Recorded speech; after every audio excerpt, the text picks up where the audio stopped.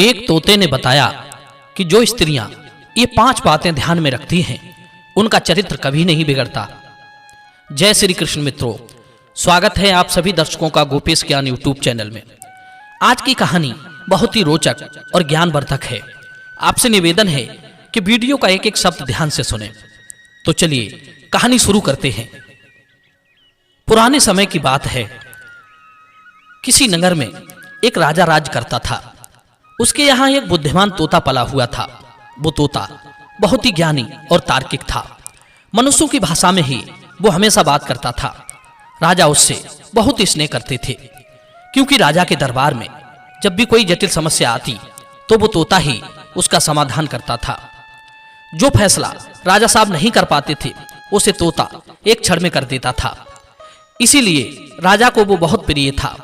ऐसी कई जटिल समस्याओं को तोते ने बड़ी आसानी से सुलझा दिया था। उसी शहर में एक सेठ रहता था। सेठ बड़ा ही धनवान था। सेठ के 3 बेटे थे।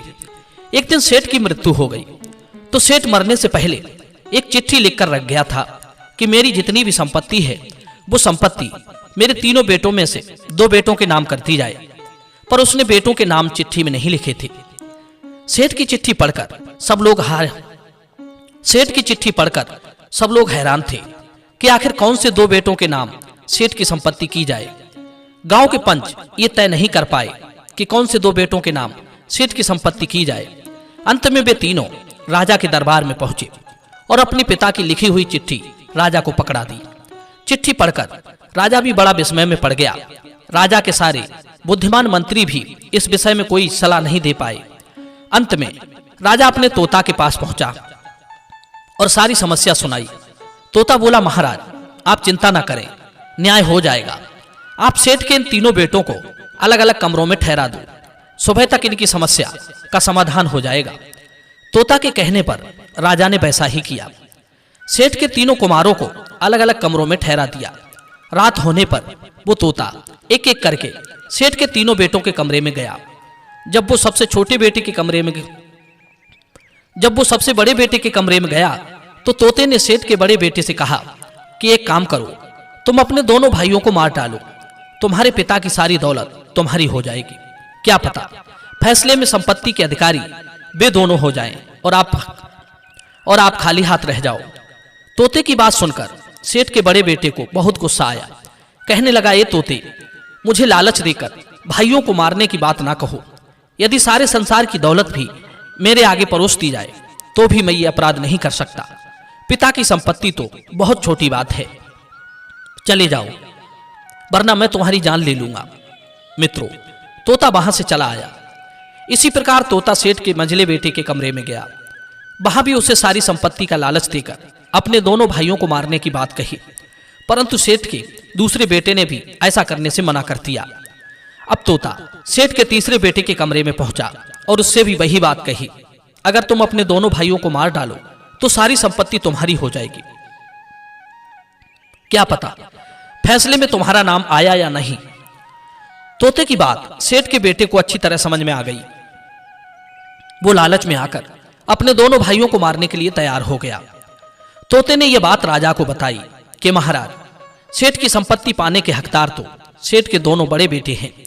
छोटा बेटा किसी भी तरह से सेठ की संपत्ति पाने का अधिकारी नहीं है, क्योंकि जो भाई दौलत के लिए अपने सगे भाइयों को मारने के लिए तैयार हो जाए वो धन के लिए किसको नहीं मार सकता।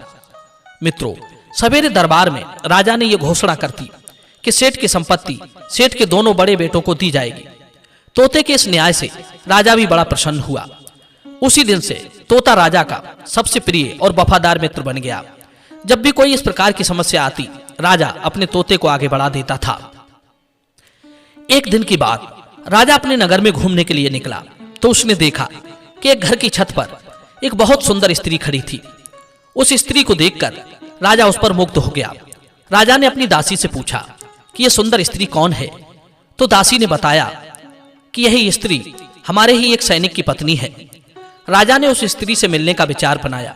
उसने अपने उसी सैनिक को बुलाकर एक पत्र देते हुए कहा कि तुम ये पत्र लेकर हमारे पड़ोसी राजा के पास चले जाओ और उस राजा का जवाब भी लेते आना।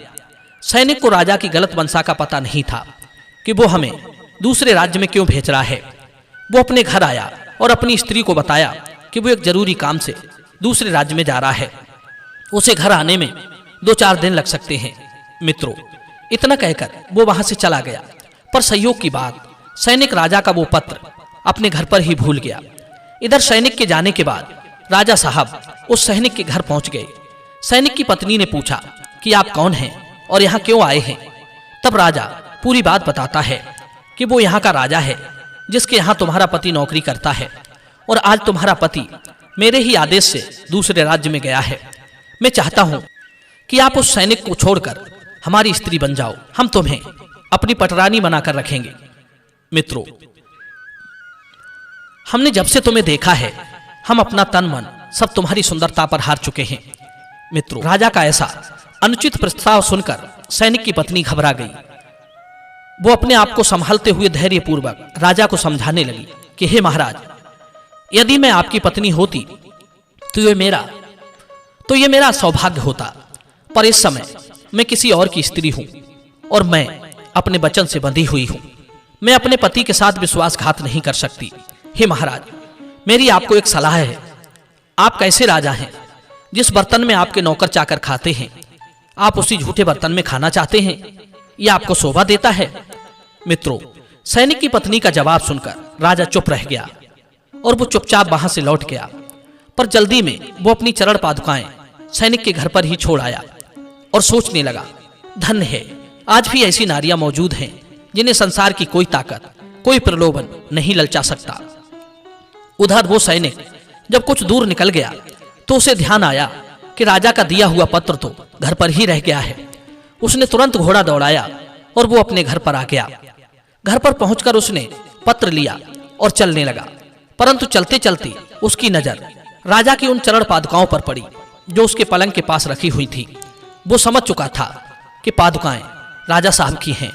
मेरे जाने के बाद राजा साहब यहाँ आए होंगे, जरूर उनकी नीयत मेरी स्त्री के प्रति ठीक नहीं है। उस समय उसने बड़ी गंभीरता से काम लिया और राजा साहब का वो संदेश दूसरे राजा को पहुंचाकर अपने घर आया। सैनिक ने अपनी पत्नी से कुछ नहीं कहा। वो चुपचाप बिना कुछ कहे अपनी पत्नी को उसके मायके छोड़ आया। पत्नी भी इस बात से अनजान थी कि उसका पति उसे किस कारण यहाँ छोड़ गया है।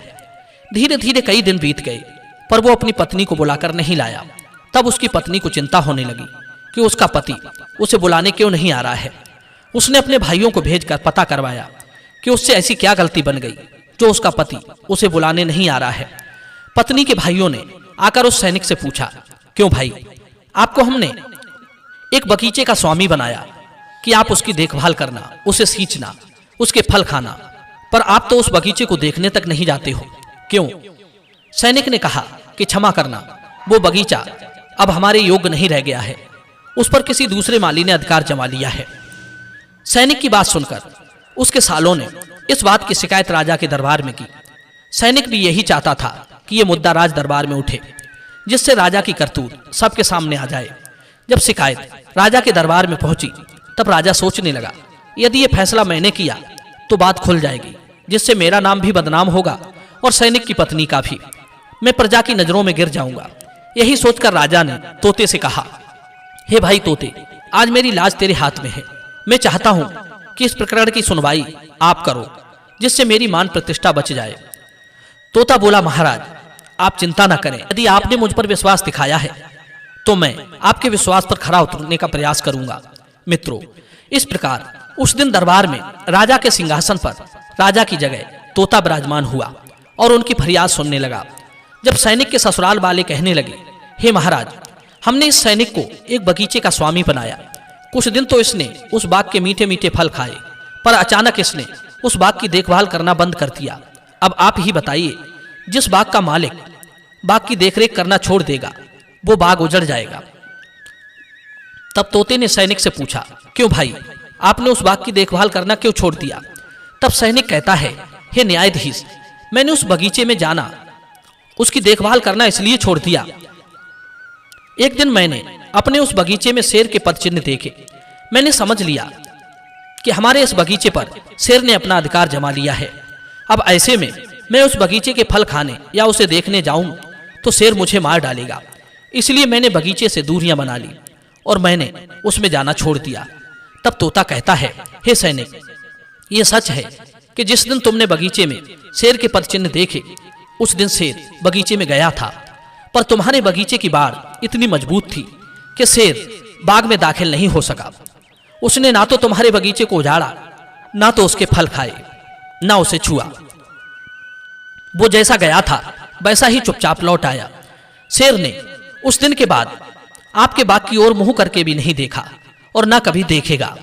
आपका बाग जैसा पहले था वैसा अब भी है।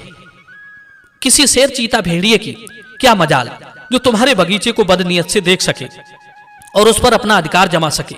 आपका बगीचा अपनी रखवाली करने में स्वयं सक्षम है। तोते का जवाब सुनकर सैनिक को संतोष हुआ। वो अपने रिश्तेदारों के साथ दरबार से चला गया। सारे दरबारी इस रहस्य को नहीं समझ पाए कि आखिर किस बगीचे और किस शेर की बात हो रही थी। राजा ने तोते को बार बार धन्यवाद दिया कि समस्या का समाधान भी हो गया और कोई जान भी नहीं पाया। कहते हैं, जो स्त्री स्वयं को संयमित रखती है, अपनी इंद्रियों को भटकने नहीं देती, उस पर किसी भी दुष्ट पुरुष का कोई प्रभाव नहीं पड़ता।